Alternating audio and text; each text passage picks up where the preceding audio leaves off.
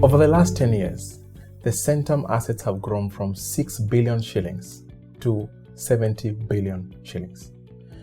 That is more than 10 times fold. In fact, James, one of the things I've heard a lot about you is your passion on Africa. Let me read a quote for you. This is a quote that you were quoted in 2015. "My role here is actually a calling. It is not just about the returns. We are here to help rewrite the story of Africa." Stay tuned in. My name is Pius Mushiro Mugo, the Managing Director of Nabu Capital, and you're watching Invest in Africa. James Mworia, why all this passion for Africa? Several things. The first time I visited Europe, I was actually working with in Centum.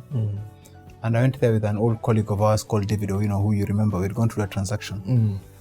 And we went to Paris, and we spent about a day of the trip visiting the museums and seeing, the great work that had been done by people. I'm always inspired I'm inspired by work and by the output of work. Yeah. And so I spent time understanding it. And I remember telling David, David, this was maybe 12 years ago, 11 years ago. David, we are very lucky to be born in Kenya and Africa today because there's so much to be done. We have a far greater opportunity to do more than if we were young people born in Europe. And I still believe that. And because this is, Africa is a canvas. And you're sort of born in an environment where the canvas is largely empty. And our role is to fill this canvas with work that will inspire many, many generations to come, and which will be the foundation of more work that will be done. Yeah. And for me, that is personally very exciting. Yeah. So I don't see the glass as half empty. I see the Africa opportunity as half full, and the other half as an opportunity to manifest our talents and to do different things. And that's what we've done for the last 10 years, and actually much more than that, because before these 10 years we're still working hard even before that. It's been on this journey of creation, of making Africa a better place. And I think our results speak for themselves in what has been achieved. Okay, it might appear like a lot. But personally, I'm not satisfied. I sometimes sit back and wonder, could we have done better? And when I read the results of companies that are bigger than us, that are better than us, it does two things for me at the same time. One, it inspires me to see it's possible. And two, it challenges me to see that we still have a way to go. And when I look at what even other international investment companies, where they are today, that are in a multi-billion-dollar companies, I say that can be Centum. So I think we've done just well enough for one to remain encouraged that it's possible, but not too well that one would say you're patting yourself at the back. So I don't think I'm yet at a level where I would sit down and say kudos to myself. What I'm saying is that a good effort so far. You've come this far. But there's a lot more that you can achieve. And the hypothesis that actually there's opportunity and potential in Africa is true. And the challenges we have are, for me, I see opportunities. And these we've been able to resolve, to exploit in a whole variety of ways. If you look at the sectors we are focusing on, whether it is in real estate where you're providing housing, not just housing and sort of other real estate opportunities, but also solving the infrastructure gap. Whether it's in Bipingo, where we are going to be providing water through the water desalination, or here where you've provided roads and various forms of infrastructure, or you go to financial services. So if these challenges did not exist, the opportunities will not be there. And the final thing about Africa that is exciting is the people. Is that here in Kenya and across East Africa, you're able to get world-class talent, and people are really committed to making their homes a better place. And there's nothing more gratifying than being in your own environment and being a part of the solution and saying it's actually possible, and also then empowering other young people to identify them, to develop them, and seeing people thrive and go on to be agents of change in different parts of the continent. And for me, that is gratifying. Would we have had this opportunity anywhere else? Perhaps, but I think Africa has offered us a wonderful opportunity, a wonderful platform. Yeah. And you know, a lot of people out there, they recognize that there's an opportunity in Africa. Yeah. I think where really the rubber hits the road is in execution. Yes. How did you do it to generate a 10 times fold? And I know you're still not satisfied. I think several things. One is clarity of the vision. So being clear where you want to go. And I think you were there I reported on 1st of December 2009, and by the end of January, we had a strategy. That's true. And you recall that we did not meet again to discuss strategy for 5 years. Yeah. There was clarity where we were going, and we did not change the goalposts. It was kept constant, and we did not miss a target. And that clarity gives focus, because a lot of time, energy is wasted in unfocused effort. And I recall one of the emails I sent after the strategy retreat is that the time for debating on where we are going is over. I think you got that. You got that email. It's now time we work on the few things we've decided to do, because there's always an idea that we can do this. What about this? What about this? So I think that clarity of vision, that dedicated focus over a period of time, because also many times I think we expect results too quickly. We are not patient enough to say, I need to work at this. You see, you meet people who say, my business is not working. So you ask them, how long have you been at it? And they say, I've been at it for 6 months. And it's not working. I've been at it for a year. But you know, we worked on this one thing for 5 years, without changing. And then now getting a team that is aligned with that vision. Because no great effort is done by one person. And making sure that the team is bought in from the heart. They are bought in, they have the passion. They are not there as mercenaries, as sort of just for the money, because it's hard to deliver greatness if you are just motivated purely by, you must be motivated by something deeper, and that takes time. So the team and getting that alignment of sort of vision, and then creating an enabling environment. And some of the things we did, which even led to the creation of NABO, was under that theme of focus. Saying, let's get this team to focus on one thing and separate them so that they're not, it's not all a hodgepodge of activities in one place. So having teams that are dedicated to various activities and leaving them.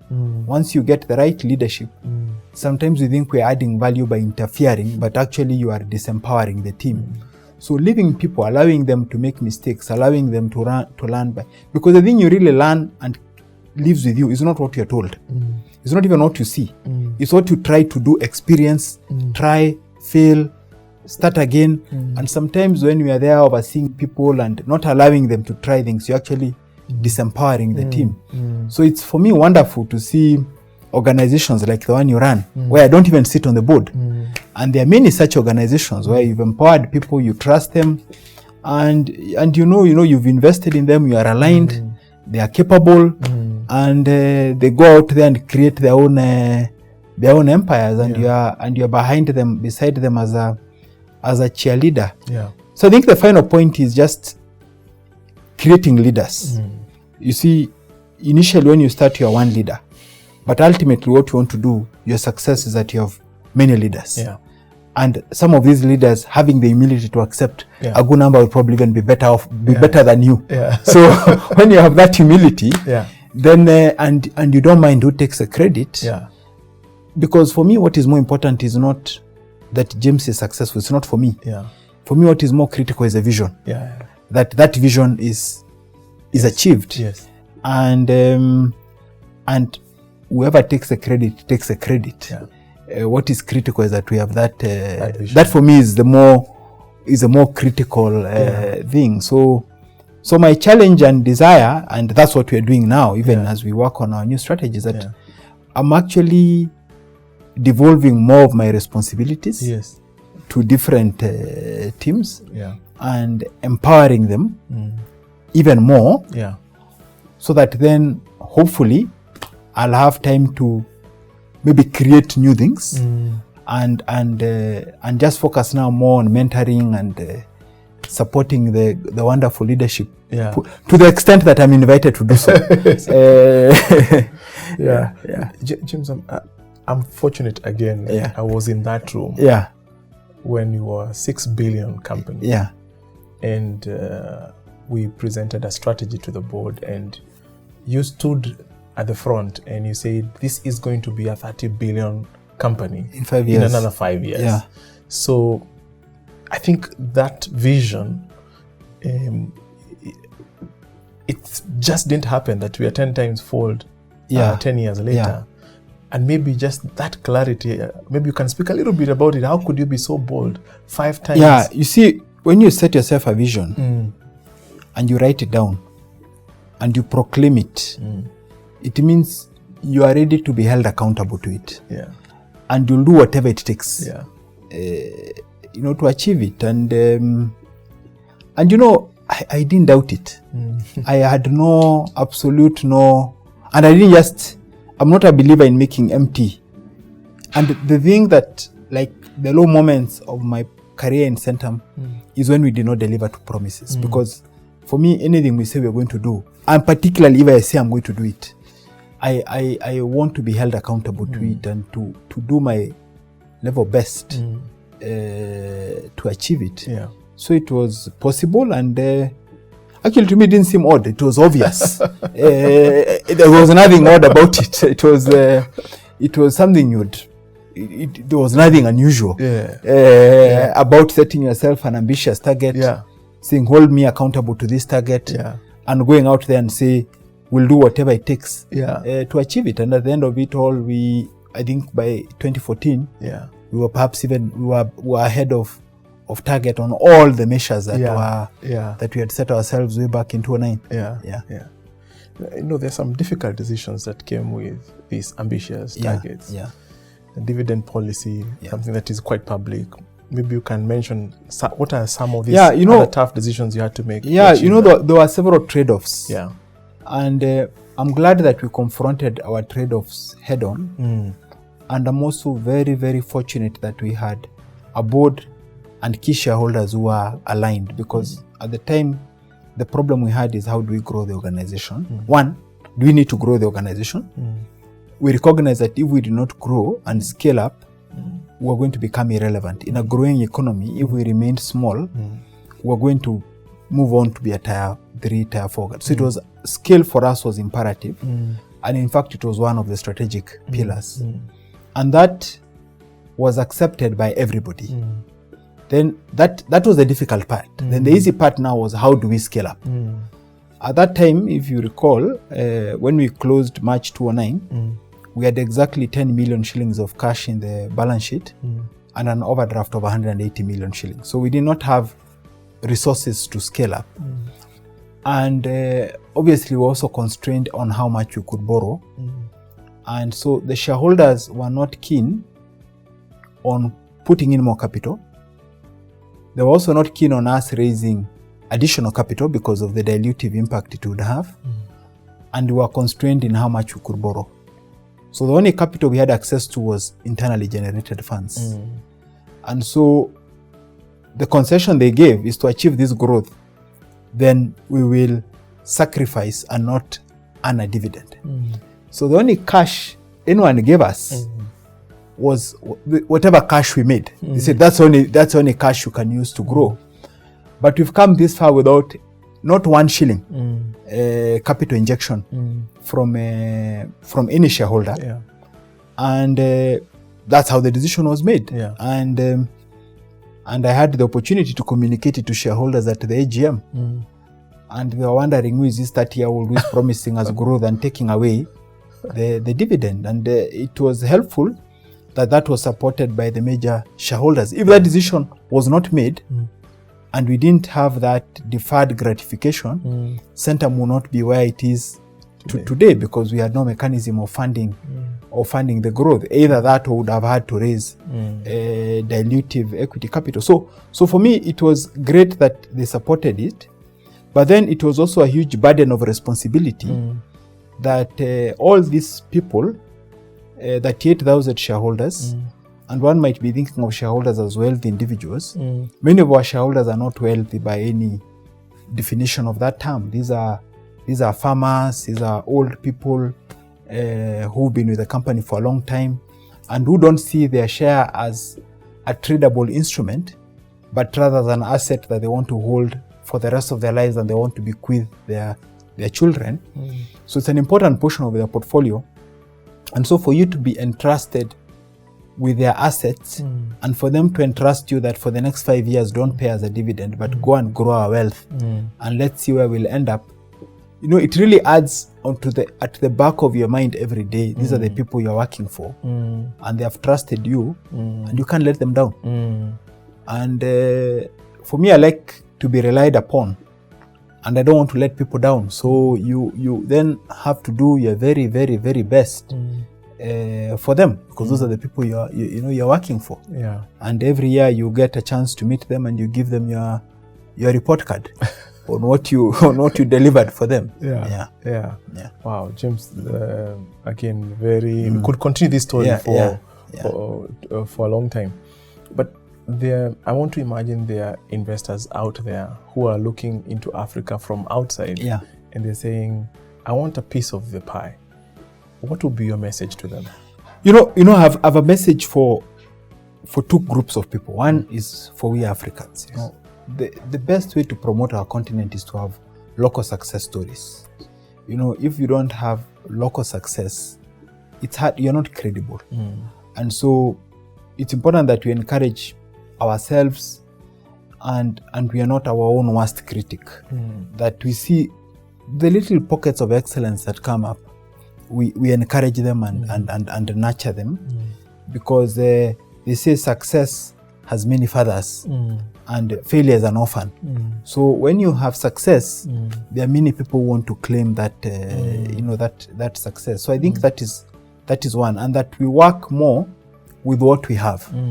And we perhaps look more within ourselves, because the resources that are easiest to mobilize are the resources you have within yourselves. Like if you look at us, we could have said, let's go look for foreign investors. We said, what is that in our hands? That in our hands is the little cash we had, that 10 million shillings, whatever dividend you'll generate, and that's what we worked with. So if we can learn to work more with what you have and to be more self-sufficient, then people will come and knock at our doors and say, there's more I can give you. But if you can't manage that little that you have, it will be hard for you to be entrusted with more. And I think to the foreign investors, I think the opportunity in Africa is real. You know, if you go beyond the macro picture and you come to the micro, there's huge opportunity, and the kind of returns we have posted as an example, I think it's hard to replicate them in other environments. And sometimes I feel there's a risk perception gap, where the perception of risk is perhaps higher than the reality of the risk on the ground. And I would encourage them to come on the ground and see what's happening, and join the many people, men and women, who are working to make to take advantage of those opportunities. Thank you so much. I think what I've gotten from this, Africans, be part of the narrative, and foreign investors, come to the ground and see what is happening. Thank you for watching. My name is Pius Moshiri Mugo, the Managing Director of Nabo Capital, and you're watching Invest in Africa.